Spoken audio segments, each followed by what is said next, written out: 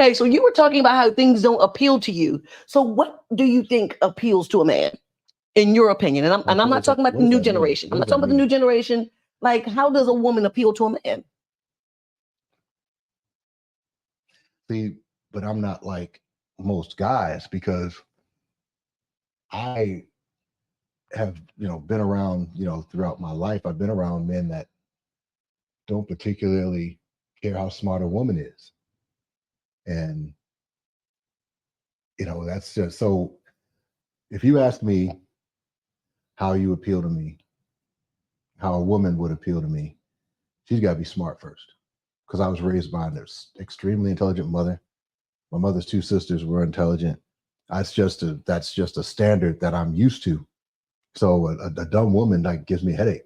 I can't even I can't even entertain that. It's I like a woman to tell me or teach me something I didn't know before. So you have to appeal to my brain because I can find a pretty woman anywhere. Though it's so easy for a man to find an attractive woman in this day and age. I've been all over the world. I lived in two foreign countries, and I think I've visited a total of 19 now. And every place I go, I see beautiful women. So that's the standard because I'm not gonna get with anybody that's not physically attractive to me. But the smart thing, Yeah, if you can't hold a conversation, I don't. smart thing, it's gotta to me that's what it is. You gotta be pretty. That's just a given, And then after that, it's intelligence, and then after that, it's the the heart, the insides, softness, compassion, all those things that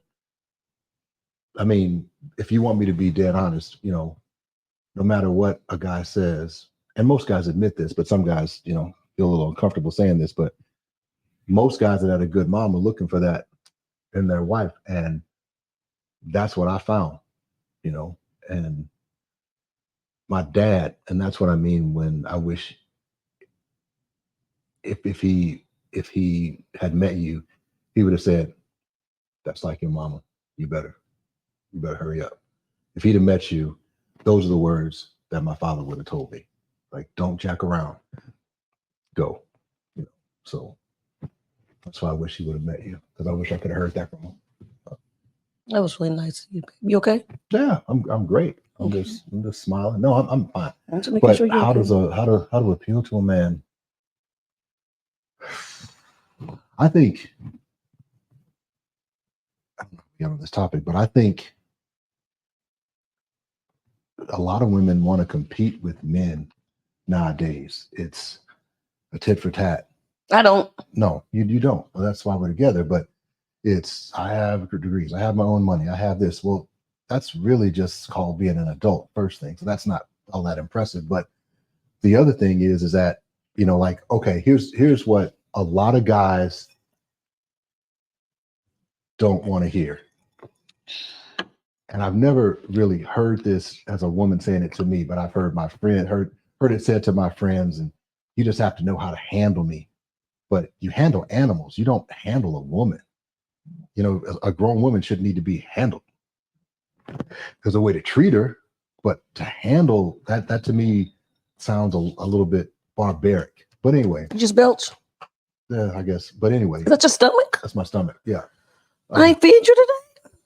No, we ate enough, I think. But anyway, so if you are a guy and you have to, I'm gonna speak from my perspective as a man, but as an African American man, you got to go out in the world and fight all day. You got to compete with other people. You got to do a little bit better than your Caucasian counterparts Yeah. just to get to the same place.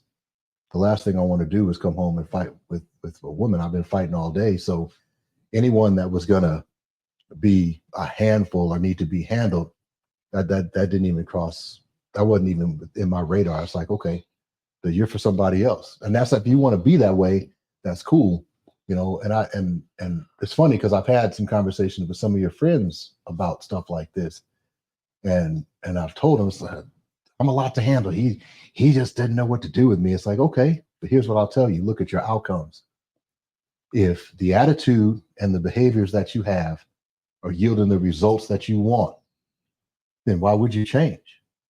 If the way that you act is getting you everything you want, you have no incentive to change. However, if the way that you act, the behaviors that you have, and the ideals that you have, if they're not yielding the results that you want, like if you want a long-term relationship, you want marriage, if they're not yielding that, you might want to reconsider. But do whatever you want. But it's just, for me, your intelligence was impressive. Your talent is, she's the most talented person I've ever met. And I've met some talented people. I've sat and had a conversation with Michael Jordan. I sat and had a conversation with Bill Gates. I've met some really talented people, but I'm talking about in different disciplines, the multiple things that she can do. Never met anybody like her. That's and so sweet. it's true though. But it's true. But you got some things you can work on, but I'm just saying, but you have nerve, gall, and audacity. Well, I have stuff I can work on too because because I'm human. Okay. I'm not. You're not perfect, but close. You're as close. No, I'm joking. You're as close to perfect for me as I would ever find. So that's it was an easy decision for me to make. And do you remember? You probably don't. Do you know? I don't know what we're talking about this. We talk about appealing to a man, but do you remember the day when I decided I was going to ask you to marry me? Do you remember the instance? How can I know the day that you wanted to marry me? That was in your heart and in your mind, your body, and your spirit. That's true. You probably don't even know what day I decided. What day did you decide? It was on a Saturday. What day did you decide it? It was on a Saturday. Mm-hmm. So, and I'll say this, and then I don't really want to talk anymore.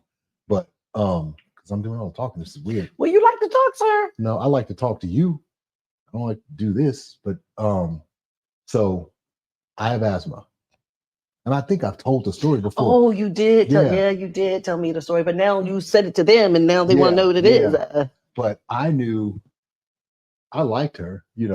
She checked off almost all the boxes. One of the things is that when we started talking, I'd never, been around anybody famous like that. Athletes, one thing, but they were men. So I'd never been around a famous female before.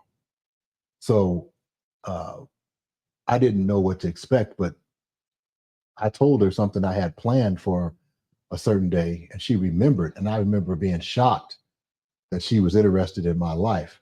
So, but that was early on.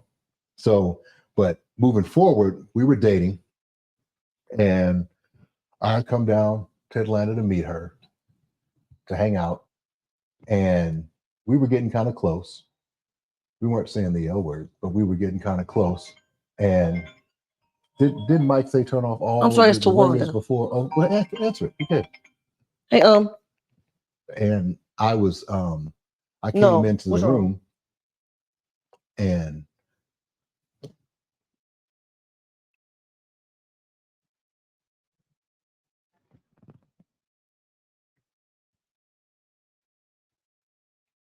wait, hold on. What's happening? Well, this is on recording this. What's happening? What? Rap Chief called me to tell me that Satan Face and his family are bashing us on social media. For what? Because they mad because we telling the truth finally. You know what I'm saying? It's cool when it's the narrative, the negative narrative is what I was speaking of. It's cool when it's a negative narrative because that keeps him as the victim. Mm. You know what I mean? So little Kevin called you and told you that? Yep. He texted me. First of all, he texted me first and was like, "Auntie, call me when you get off the live." Okay, we have like 5 more minutes on this live, and I'm gonna call you right back. Okay, bye. Okay, later.